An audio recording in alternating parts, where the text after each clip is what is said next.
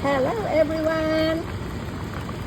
Magandang umaga, magandang hapon, magandang gabi kung saan man kayo nanonood sa sulok ng mundo.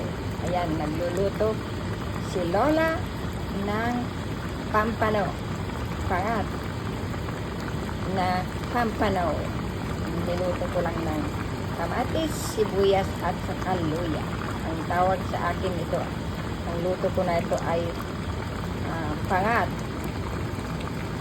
sa kamatis, sibuyas at luya. Masarap ito. Sabaw. Sabaw pa lang ay ulam na. Shout out sa lahat ng mga nanonood sa aking video. Salamat sa iyong panonood.